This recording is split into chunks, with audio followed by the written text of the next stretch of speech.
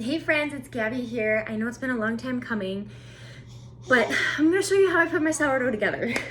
Because I know a lot of you ask questions, you follow along, you've been following my journey. If you're new, I've been baking sourdough since February of 2020. It actually came into my life, my mom shared it with me, came into my life at a really good time, hard time in life. But it was actually a really healing thing for me to be in my kitchen, learning something new. I love being in my kitchen. And this process has really just taught me to slow down,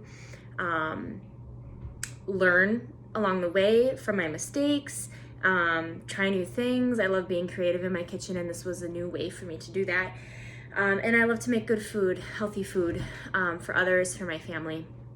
And I've never eaten so much bread in my life. You can ask my husband, since sourdough. I used to be like, bread is the enemy, but we're well past that back in those days. So if you hear any noise in the background, I got 3 kiddos here. I got Juliet, my 7-month-old, just behind me here. So I want to show you guys my process, and I hope that you find this helpful.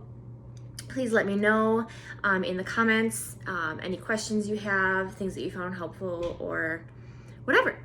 So I'm going to show you. I fed my starter last night, and it grew overnight, so I will show you that here. I'm just going to line up my camera here so that you guys can see everything that I am doing. Okay, so this is Oakley, and as you can see, there's a lot of air bubbles all around in there. And I fed her, she was probably to about here, and then doubled in size overnight. And yes, I named it. Woo, that is a strong starter, so check that out. Look at all that, so healthy, ready to go. So if you don't have a digital scale, I highly recommend getting one. It just makes it so much easier. You don't have to mess with messy utensils and measuring cups and stuff. And typically I give my recipes, and I've found all my recipes mostly in grams. You can find them, or in measuring cup sizes, but I just prefer grams, so follow me along for that. Okay, so I pop my bowl on here. Let's see if I can bring this a little closer, and then I turn it on, and we use about room temp water. So I'm gonna pop some water in there.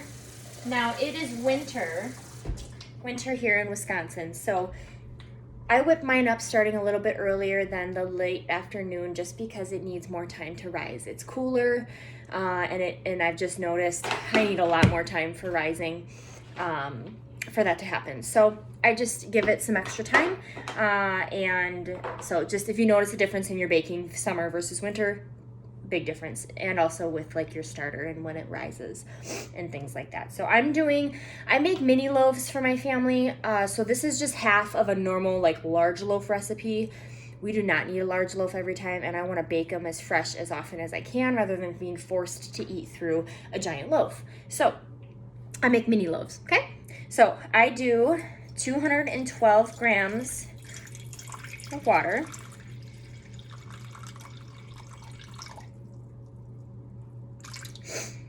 All right, close enough. So it says 216 on there. So then I'm gonna tear it out. Tear means 0. Then I'm just gonna take my starter. I'm just gonna dump it in. I need 100 grams of starter, so that's a half of it. So if you can see, it's actually floating, and that is a sign of a really healthy, well-fed starter. It's really active right now. Sometimes they don't float, and I've had just fine of loaves. But this is like a super active, it's primed, it's just coming off of its final full feed, feeding off of it, because I just fed it late last night. So it's ready to go. So if you can see, it is floating in there, okay? And now I'm just gonna make it like some milk. It looks like milk. So I use a little whisk. You can use a fork, you can use a spatula, you can use your hands. You do not need to have all the fancy stuff. So then I just mix it up. So I could make this in my sleep. Okay, so once the starter is dissolved in the water, then I zero it out again. Now a normal loaf is about 650 grams of flour. I do the half of that, so I do 325. Now I use organic all-purpose white flour, okay? And then I also use einkorn flour. If you've never heard of einkorn, this is the most truest form of flour you could get to. I actually get mine from Jovial Foods. It's sourced in Italy. It is a little bit more pricier point, so I don't use it like for everything I bake in, and I use it for half of the flour in this loaf. It is so much more nutrient dense. It is not hybridized, no chemicals. It is the truest to grains, high protein content, super clean. So it's got like this golden color. I absolutely love it. You have a lot to say, Juliet. So I do half and half. So what I do here, I just take my scooper, and it's about 162 grams of the white flour. Oh, now I've got musical instruments in the background. Oop, a little bit too much. And you can play around with sourdough. Okay, a lot. It's very forgiving, we'll just say that. And then I just add this to get to 325. So now I'm doing my einkorn. You don't have to do blended flours. I would recommend just sticking with one flour, like the organic unbleached white flour or whatever flour you prefer, okay? Before, playing around with blends and all of those things. All right, so now I'm at 325, and then grab my salt, sea salt, and I do about 10 grams of that. As you can see, I don't have to dirty like any dishes besides this bowl. And I just sprinkle it on there. Again, feel like 10, 12, 15 grams, not a big deal. Just one moment.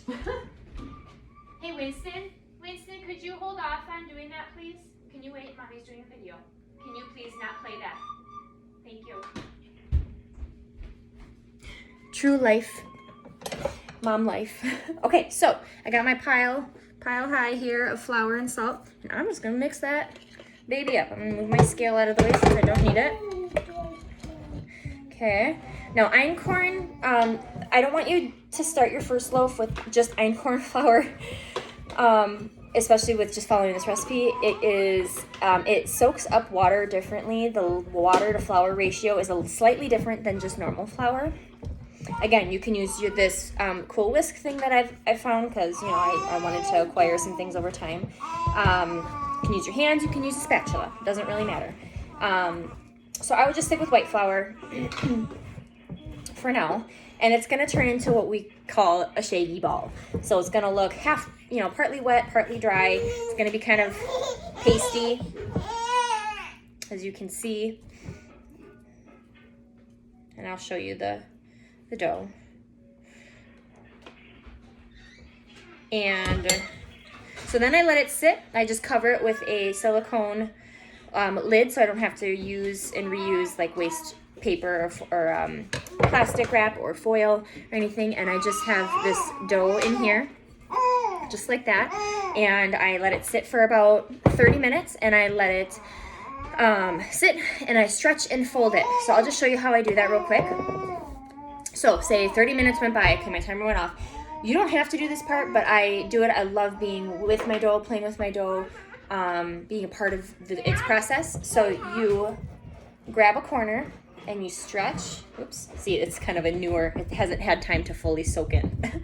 So you pull, you lift, and you stretch. Then you turn to the next corner. So there's gonna be 4 sides. So turn, pull, stretch, flip it over. Pull, stretch, flip it over. Pull and stretch and flip it over. Right now it's too sticky for me to do that. It has to sit. So that allows just more stretching and folding, more air, giving it some time to really process and work. So you do that about 4 times. So every 30 minutes for 4 times. So that's like for the first 2 hours. If you forget a couple, if you only get 1 in, if you don't get any in, no big deal. Just pop that lid on, stick it somewhere warm. I always stick it on top of my fridge. And then so I usually will give this a good 12 to 16 hour rest. You don't have to have it that long. I prefer that. And then I put it on my counter, and I can do a video on showing you how I shape it. And then I let it proof in the basket. And then if you do a mini loaf, you don't need as large of a pot, but this is a 7-quart, I just got it for Christmas, 7-quart Dutch oven. And you can use anything between, I'd say 3 to 4 quarts to 7 quarts. and that will be a perfect size for you. I bake it on parchment paper, so I usually reuse the same one probably, I don't know, 7 times before it kind of poops out. So anyway, I hope that you found this helpful. If you have questions, again, it's just the journey to embrace. It's okay to get this all over your hands. Steel wool brush stuff, whatever, super helpful in getting it off. Or these copper, or it's copper. So these help immensely getting those things off of your dishes and things like that. So cheers to baking, my friends.